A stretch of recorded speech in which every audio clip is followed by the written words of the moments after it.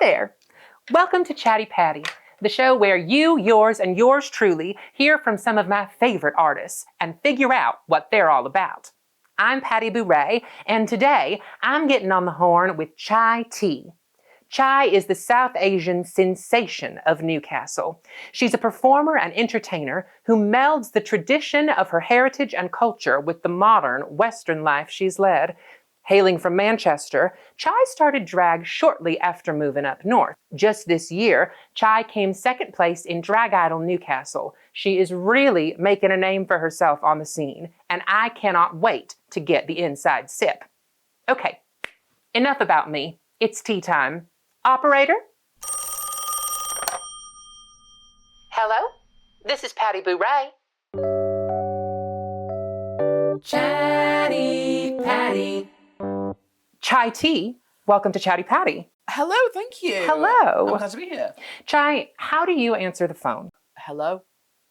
Chai, I want to know what makes you tick. You've been on Drag Idol, you've been gigging, you've been all over the place. And I suppose I want to know, why drag? Why did you get into this, and what makes it worth it? For example, to be in drag on a podcast at this hour of the day. Why drag? I think it's been one of the things that I've always wanted to do as a kid. Growing up in a traditional Muslim household, growing up queer in that situation, you kind of feel like a bird trapped in a box. And so then when I moved to Newcastle, I got this taste of freedom.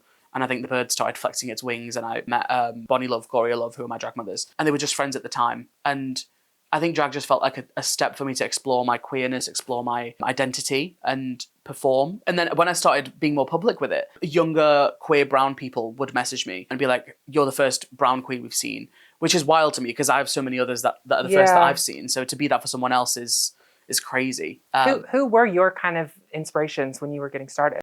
Lady Bushra was a really big one. She's phenomenal. I've met her a few times. She was the first queer brown queen I've seen. And she obviously is more stand-up comedy, and she's watching her stuff on the internet and just seeing someone be so unapologetically them and really good at it as well. That was a huge inspiration. Do you remember the first drag show you ever saw? Oh, I do actually. This is when I first started, I used to sneak off to town. When I used to live in Manchester. In Manchester, yeah. To just a bar, any bar really, and just kind of experience, can I sit with you? Sit with them. And then there was just a queen that was performing. It's actually a good thing I don't remember her name. Because busted, but she was living her life, and I was like, woo! And the bouncers actually stopped me and asked me if I was on drugs. Because I was the only audience member that was like, you better work with me. I was like, whoa! She's bad, she's not good. Why are you cheering? Are you on drugs? Literally. Yeah. It was crazy. I was being way too much. But it was really cool to watch. I was like, I want to do that. Was the first time you saw drag? Yeah. How old were you? I want to say 19, 20. Wow. I was obviously seeing drag queens on the internet, but that was the first live drag show I saw. And it was so impromptu, it just happened. And I was like, right, I've got the bug. I want to see more. Do you remember the first time you yourself got in drag? Before I made my debut in Newcastle, I was practicing in my bedroom just for 6 months before. Yeah. But then when I was doing A-level drama and stuff, they would put me in drag roles. We did a play called Blythe Spirit. Oh, I know it well. You know that one? I know it well. It was a community theater staple at the Bernie Community Theater where I'm from. I think my mom was in it at one point. Really? But she tried the boards briefly. I was really young. Mainly what I would do is I'd sit in the back row because I'd have to go to rehearsal with her because I was too young to stay home by myself. Yeah. So I'd sit in the back row, and then I'd give notes at the end of the rehearsal. Oh, that's so sweet. Yeah. It's a great show. It's a great play. It's stunning. Yeah, no, I was the psychic. Incredible. For some reason, they decided to cast it as a drag role. So little old me, woo, in a turban. No idea. Incredible. Yeah, crazy. So that was technically my first drag role because I insisted on wearing lipstick and makeup, even though the none theater of it was kid necessary. to drag queen pipeline is real. They don't know what they're doing. No, when they not say, at all. just little do they know what they've created. Wish they could see me now. Oh God, what would they say? Still talking. Still not paying attention. I had a good relationship with my drag. I think every queer kid, it's either the English teachers or the drama teachers that you end up having that relationship with. Yeah. For me, it was a performing arts team. They were amazing. Hello, operator. Can you put me through to the next segment? Chai. Yes. If you were a beverage, Yes. I think we both know what that beverage would be. It's very obvious. Say it with me. 1, 2, 3. Diet Pepsi, of course. So I thought I should offer you a little refreshment. Now, I was just wondering, why Diet Pepsi? Is it because you're bubbly, brown, artificially sweetened, carcinogenic, first runner-up to Coca-Cola? Yes, exactly. Wow. Well, first and foremost, it's because I wanted to make the obvious joke. Chatti to go, come on. But also, I Who doesn't love a Diet Pepsi? It's not that. Cheers, my love. A crowd pleaser, you could Well, say. exactly. Absolutely. And if you say certainly Pepsi, are. everyone knows it. And I think if you say Chatti, no one knows me. Brand recognition. Oh, I love a Pepsi. I've never had Diet Pepsi before. You've never had Diet Pepsi? Mm-mm. Oh, I love a Diet Pepsi. It coats the throat. It has a certain So do I. a certain viscosity. No, it's delicious. It's quite nice. I should have said Tango Ice Blast. I didn't realise you were going to get the drinks. Yeah, some people have asked for alcohol, so. Have they actually? Have you provided it? Mm-hmm. Oh yeah. No one told me this. Oh, on this show, anything you want. If I said a slushie, would you get a slushie machine? Absolutely. Well, we'd have a sort of probably a partially melted slushie in this teapot. Just ice. Yeah, exactly. The thing is, cola tastes Gin artificial to me, like Coca-Cola. What, and this doesn't? Coke. This tastes more real to me. What do you mean real? Like what? I feel like Coke, that tries to mask it. That tries to say, oh, this is healthy, have it. Like Coke Zero what? Like, I'm not having any of that. This Diet Pepsi, she's diet, all of it's artificial. But I like it. But it tastes real. really artificial. Really artificial. Yeah. It's not trying to trick me. I know what I'm drinking. It's honest. It's honest. That's exactly. And I think that's why I identify with it. What you see is what you get. Exactly. And isn't that drag? It takes a whole lot of fake to make something real. Exactly. Thank you. Thank you, Pepsi. I hope they don't copyright strike this. You can do a Pepsi look. Describe it. If I had a bit of blue to this and white, Yeah, I think then it's I'd like... look American. Oh, shit. I'd take your gig. That's the perils of red, white, and blue. It's a very careful balance because it Yeah. becomes 4th of July so quickly. Yeah. Like, I'm like... All it takes is a splash too much of Oh each. my God, and then... Don't do stars. And it's like... An eagle flies my through. God. Literally. Just one moment, please. Chai, some people, haters, might say that your name is redundant. Yes. Because, well, obviously because chai means tea. Yeah. I think it's a great name. Thank you. And in fact, I think it's so good that I took the liberty of coming up with some potential names for any drag children that Perfect. you might have. I Yes, hope go you don't for mind. it. No, Would you like not to at hear all. them? Yes, I would. Okay, here they are. Shrimp Scampi, Queso Cheese, Sahara Desert, Please RSVP, and my personal favorite, Fuck You Bless Your Heart. Perfect. That one's my favorite. Do you think? That's phenomenal. Do you think you will have kids? I would love to have kids. I do have names already in mind as well. Oh, let's hear them. So obviously, since I'm chai tea, if I had an Asian daughter that was more Eastern, bubble tea. Oh, yeah, that's good. If I had a white daughter, milk tea. Very funny. There's some, thank you. If I had a poor one, charity. There's Stuff there. There's stuff there. Yes, and if you had an American Southerner like myself, you could have iced tea. Or diversity. Aha! There we go. There's something. Oh, you There's didn't need something. my help. No, You're way no. ahead What was of the last me. one again? Fuck you something. Fuck You Bless Your Heart. Fuck you bless your heart. I like her. Mm-hmm. Yeah, that's a little something from my culture. Is it- Chai, I just don't... No, it did strike me that we do have something in common. I don't know if you could guess what it is. We're both wearing red. We're both wearing red. Yes. And And that we're both beautiful. oh, we're both that too. intelligent. No, we're both stunning. We're both humble. We're both strong, most of independent. all. We're both humble. No, but for real, what it is that, we do have like quite different styles of drag. However, both of our drag, I think it's safe to say, is a way of like connecting with a part of our heritage and where we're from that may have felt like it had an uneasy relationship to our queerness. I wonder if you'd speak a bit about that. Yeah, 100%. I mean, this is also something new, I think, for me.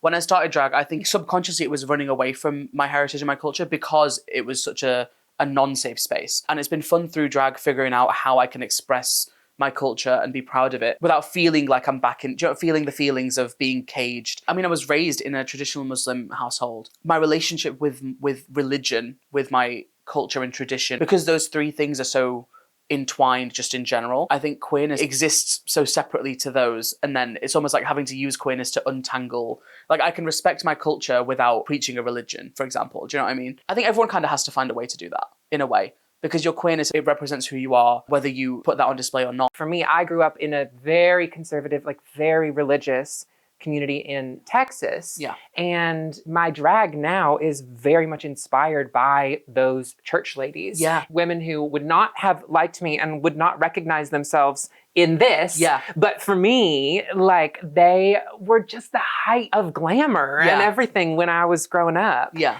And a lot of my drag is very like country western, Mm-hmm. which is something that I felt so far away from in Texas. Like, that wasn't a space where I was welcome. Yeah. You know, rodeo spaces, country spaces, that was all very like hyper masculine. But then sometimes you get a little bit of distance and you see the campiness in all of that. Yeah. Those like very traditional gender roles are so costumey and blingy. And so through drag, I've been able to reconnect with some of those things that I didn't have access to growing up. Yeah. I don't know if that's been anything like your experience as well. No, honestly, that's a great way to put it. Exactly the same for me, looking at like a wedding, like a Pakistani wedding. It is such a gender norm. It's a role. Like, the women will dress in the big glam, and then the men will have their own glam. But I always envied the women. I always envied I'm with this, you know. It's beautiful. Thank you so much. I would have never have been able to wear this. I'd like sneak my mum's clothes when she wasn't at home. You know what I mean? Just because I want to feel like I can do it. Yeah, listeners, anyone listening along, Chai is wearing this like gorgeous floor length. No, I'm showing my ignorance here. There must be a name for this. I'm showing my ignorance here. I don't know it. Well, it's beautiful. Okay. It's like a kaftani. Yeah, a big kaftani, like beautiful red sort of gown. And it's like gold, bejeweled and beaded all around the collar and down the sleeve. It looks like a rhinestone blood clot. Yes, if you can exactly. imagine. Like the most beautiful, glamorous blood clot you've ever seen in your life. Just spilling out all over the set. I'm so sorry. We'll have to clean this afterwards.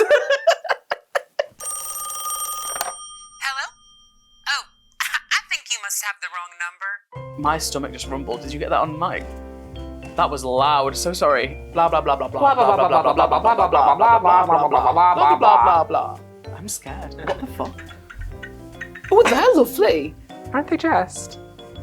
IKEA? No. I don't know. Where are they from, TJ? I don't know.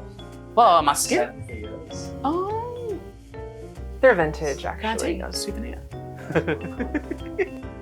Also, Patti does not swear. This is crazy. I don't know what's going on with me today. It's the Pepsi. It's a Pepsi! It's crazy! My mother was right. Should never touch this stuff. Okay, we ready? Patti can't come to the phone right now. Can I take a message? Chai, I do want to ask you, what grinds your gears? To me, the lack of diversity in what is considered mainstream drag in the UK, to me. I think, at least from what I've been exposed to and what I've seen, it feels like it's this cabaret, it's this presentation of, to be honest, like westernized drag. And I think the roots of drag in the UK are so varied. And I think the UK in itself is in such a position right now where we are so diverse. And I think that's something to be celebrated, while we have people on the door saying we shouldn't be celebrating it. Drag historically has been such a thing to fight back against that. So to me, I just want to see more diverse queens. I want to see, I mean, in Newcastle, I can count on my hands how many brown queens there are. And on the same hand, I can count other people of colour queens. And I think that's just something that we need to celebrate more. I think we need to give people like this more of a space. I've certainly felt safe enough to explore my culture, my identity, without feeling like that's a hindrance in Newcastle by any means. But I want to see more brown queens. I want a community of me. You know? Yeah, absolutely. I'm not pissed off at it. Yeah. I wish there was more. I wish. You know? Well, I think you do that so brilliantly through your drag, like making that space I for hope so. other queens. I just did like a kind of deep stalk of your I did notice. Instagram. I wanted to message you, be like, I catch you stalking. Caught me liking way back. Way back. I saw the Drag Idol final that you Yes. did, the Pink Pony Club one, which Yeah. was so like wonderful and heartwarming. But what I had not seen and loved was, I think also for a Drag Idol heat, the immigrant act that you did, Yes, where you yeah, paddle yeah. on and oh Yeah. my Lord. Can you describe it? So it starts with a newscaster telling the audience to hide their wives, hide their children. So the theme for the week was Monsters Ball. Oh, great. Yes. Okay, I didn't realize that. And I was last on. I was shit scared because everyone else had gone on and done a very traditional like monster. But I was like, well, I've come as a brown person. So I was like, well, this could go 50-50. But the newscaster announces the world's biggest monster is entering the stage, the immigrant. And then Agatha All Along plays, which if you've not heard it is the dun dun dun dun dun. Funny. And then I paddle on and we do the who's been messing up everything. It was the immigrant all along. And I do the rest of the number lip syncing. Like, funny enough, we actually looked at like GB News clips of people talking about what their thoughts are on immigrants. And I had my drag mothers Bonnie Love and Gloria Love voice over heightened, exaggerated moments of like they're coming to our country, they're stealing our jobs sort of thing. But the weird part is it wasn't that exaggerated. We basically just That's so funny because like this is so bleak, but I didn't assume that they were fake. I was like, that's probably found audio from it the was, internet. and it felt too real to use the real ones because it would get dark quickly. Yeah, that makes a lot of sense. So we like made them sound like, oh, this is funny, you can laugh at it. The point of it was to look at it through a comedic lens. It's to highlight the hypocrisy of immigrants are part of the foundations of this country and the foundations of what modern life is for us today. But then it's the hypocrisy of saying, oh, well, they don't do anything for us, they can leave. They don't do anything, and yet they do everything. They're unemployed, and yet they Where have are you getting all your the takeaway at the end jobs. of the night? Exactly. So anyway, then you come on, you do the... Yes, I do a bit where I'm like, the thought in the head of I should steal their jobs, and then I get an idea, and I take one of the judges, Plastique, who's a local queen. I take her job, so I get her to stand in the middle, then I run and sit on her seat, and I take her job and get her to do one of her signature songs. Did she know it was happening? No. Okay, great. No, she didn't. You can tell. I was like, either she's a very good actor or she's very confused. I'm just so glad she went with it. I needed her at the end of the runway while I took a wig off to get into one of her signature pussycats, and she wouldn't go. I was like, Diva, just come on. But that outfit actually was, while we're on the topic of culture, it was a good meld of two different cultures because I just had a vest top and some parachute pants, and then I wrapped a sari around it and I pinned it in a way where it looked traditional. So at a glance from a distance, it looks traditional. You look closer, it's more Western. It summed up my drag, I think. I think I've found this space for me, which is in the middle of being between both cultures, you know? Yeah, that number was very personal to me. It was very nice. It was fun. It's a wonderful number. Everyone go stalk her on Instagram as I did. Give it a watch. It's so funny. To me, that is peak drag to interrogate something quite serious and upsetting, but just in the most side-splittingly funny way. Thank you so much. It's wonderful. You know, as an immigrant myself, I can't speak for anyone else. I'm not here to steal anyone's job because I'm terminally unemployed. We might steal your man, but jobs-wise, you can keep him.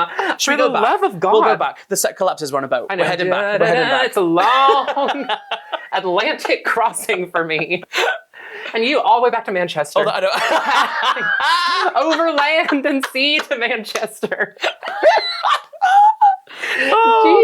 Chatti, while you're here, would you like to make a confession? I hate wearing lashes. This is my number one. I'm not wearing lashes now. I didn't even notice. Thank you. You have very long eyelashes. Thank you, like a camel.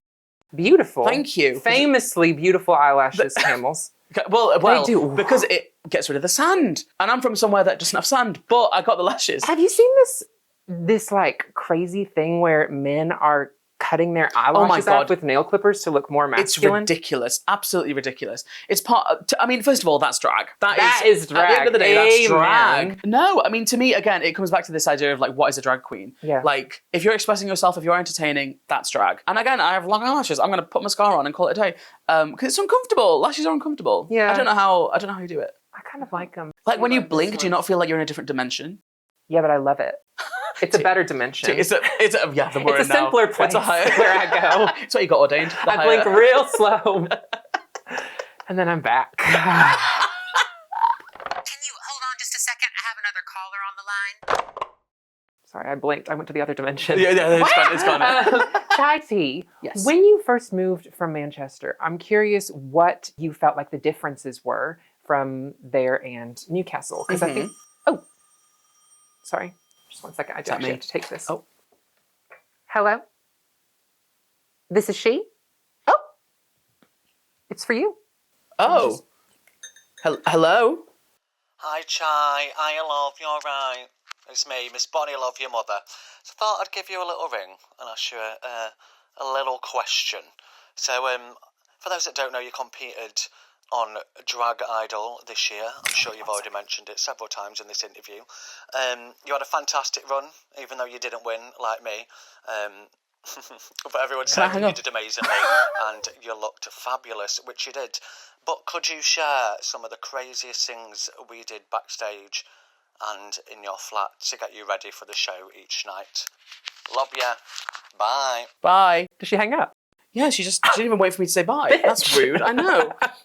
So that was my drag mother, Bonnie Love. That was beautiful. How do I even segue into that? We had a great time. Just backstage. Yeah, so Was she backstage a lot? She was at my flat. She would come and help me get ready. Oh, backstage. Backstage meaning off the premises. Yes, exactly. Yes. It was just back Yeah. in the back. She'd help me get ready because she very kindly came every week. It was very much like the Chris Jenner meme, like thank you next bitch with the film. She was very much that. It was super nice. And whenever I'm about to perform any time, I kind of get into like a panic. And then especially when it's a competition, I go crazy. So I needed just someone to ground me. We would have a little pep talk. One really funny story is when we were doing week 4, which was pantomime week. That theme was really fun. It was super fun. Our group was Aladdin. Incredible. And I was the carpet. So I bought like a bed sheet. I think one of the funniest things we did, that whole week was insane. I would just stand in the bed sheet, just like, and then Bonnie would have to find where my face is to cut the hole out for me to... Yeah, sorry, just the way you were describing it, it sounded like every time you wanted to speak, someone had to find Well, I was silenced. Right. I was silenced. Or were you silent? I was, thank you, Oprah. That's... The making of the costume was insane. Just that was crazy. That's so fun. Because we had to make it look like a carpet. Because when I would hold it like a poncho, and then I would flap open like a bird, and then I would be the carpet. I didn't want people to know the gag of the carpet. So I was like, I'm going to turn up in an incognito outfit before. Naturally. So I turned up in just like a black dress, and then Bonnie gave me the most heinous, like, it looked like someone's bush, like just a wig. It was like, it was fat, it was foul. It looked like my bush. It was crazy. And I looked like Patti LuPone. So I kept telling people that I came as Patti LuPone, but then I didn't know what Patti LuPone sounded like, so I just kind of did Liza Minnelli. So I was backstage going, Theo! But then I was stood next to Jasmine and Aladdin, and they were like, "Why is Patti LuPone there?" And I was like, "You'll see." You're like, you'll see. It's see. actually She's there. very avant-garde. There was an amateur production with Patti LuPone as the carpet. Oh my God. Now that I would see. I would watch that. Oh. You as the medium in Blood Spirit, Patti LuPone as the carpet. The carpet, yes. And you as Oprah. Me as Oprah. You as Oprah interviewing us. Yeah. Yeah. Just me and my wagon of fat. That's my favorite Oprah era. my wagon of fat. Who's gonna play the wagon of fat? Open call. Anybody? Send in your tapes to play Oprah's Wagon of Fat. I think Bonnie's free, actually. I'll ask. In our panto. Bonnie, will you play the Wagon of Fat? Hi, Chai. It's just Bonnie here again. No, I will not be the wagon of fat. Thank you very much. Wash your mouth out. It's actually shocking. That's another thing, how far Idol spreads. I always thought it was just like a local Newcastle thing. But people all over the world, there's people from like... I'm pretty sure there is someone from Texas. Was that you? There's someone in the YouTube comment saying they're from Texas. No, it's not me. I don't have YouTube. You don't have YouTube? I'm partially joking. I do have an account. Check it out. No, Patty, I have an account where You have a page? Wait, but who was the Texan? You mean like people? No, people from far and wide are like watching at home. All over. That is so fun. Which is shocking. It's shocking because it's just a It's local not shocking show. to me. It's like I also kind of took it for granted when I first moved here. But actually, like as drag competitions go, it's pretty huge. Unique. Yeah. I wasn't into the drag scene at all when this was. I think when it got big, I heard COVID was the year because everyone was at home. So that's, I think, when it gained this back in popularity, I believe. Because everyone was at home and vibing.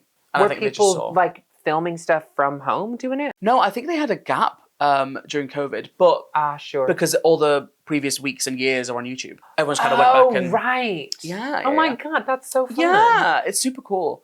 It's like Drag Race. It's like, it's scary. I think week 2 for this year, I did my number. I did the tavern number where I was ye old, whatever. And I started getting messages when I got off stage and they were like, you were great. I was like, what? Turns out they were live streaming it. Turns out it was just live on YouTube. They didn't tell you? No, I didn't know it was live. And then I was like, hang on. And it was a good 500 people watching, which is like a lot.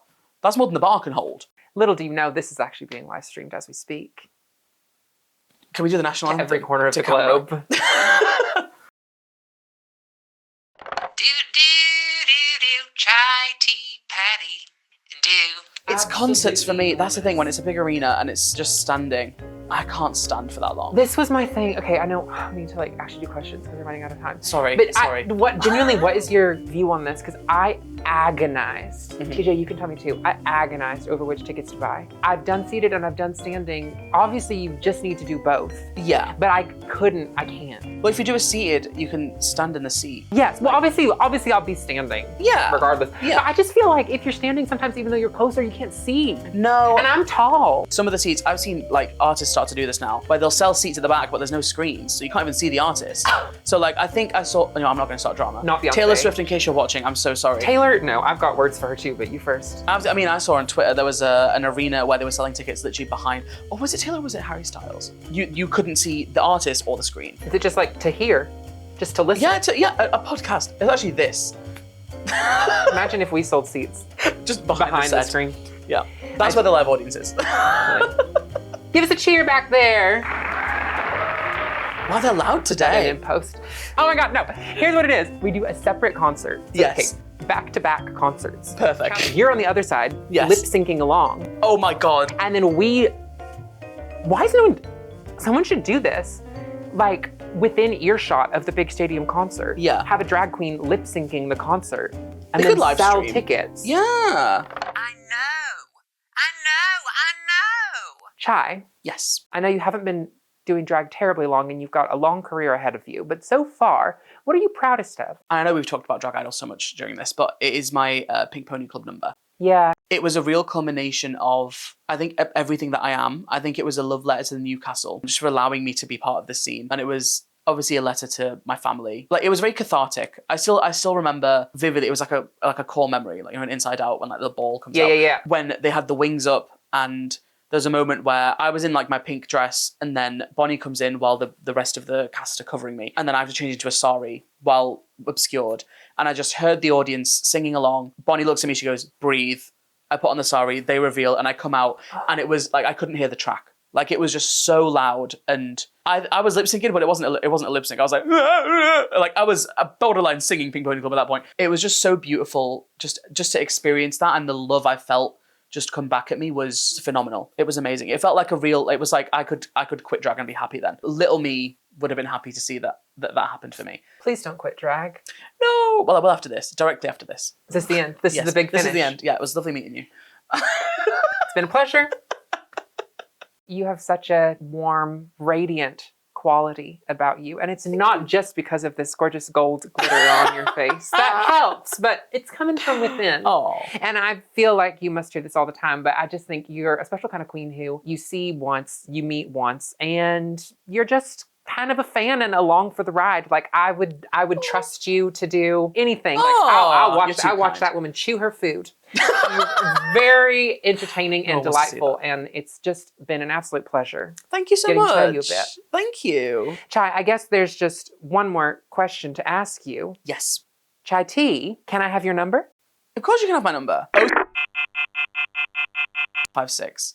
And can you bleep that? Oh, yeah. But I do need to know, actually, when I put you in my phone, what should the ringtone be so I know who's calling? Ooh, can you put me as, do you remember those old toys you used to get that were like made in China or something? And they used to do like, you know the one. Cameraman's nodding. What? Yep. Listen, it's come back. Can you do it again? Something like that. I don't know what they're saying. What do they look like? For me, when I was a kid, it was like... Sorry, no, not for you. What do they actually look like? Like, what are they? Oh, well, that's the thing. I think that the noise was used in so many different toys. But when I was a kid, it was like a toy flip phone and a car. It was like a little toy car. You set it off and it would go, and then it was a flip phone. You'd like press a number and it would go, But that, to me, I just love that noise. Am I old? Am I young? Am I... I think you're somewhere... I think you're in a different dimension. Yeah! May I help you? It'd be that, and then that little song. There we go. That's what you should use. All right. Well, if you can send that to me, because I wouldn't really know how to search for it, that'll be it. And I'll know exactly who's calling. Yes, perfect. Chai tea, are you spicy or sweet? Ooh, depends on the day. And today, I'm tired. Chai, thank you for coming on the show. Thank you for for having me. It's been an absolute pleasure. Thank you for introducing me to Diet Pepsi and children's toys I missed out on. Yep. That's the one. Stay spicy, stay sweet, and I can't wait to see it. Drug again. Let me try again. I'm still thinking about AYAYA. If you find the real noise, can you insert it so the audience know what I'm talking about?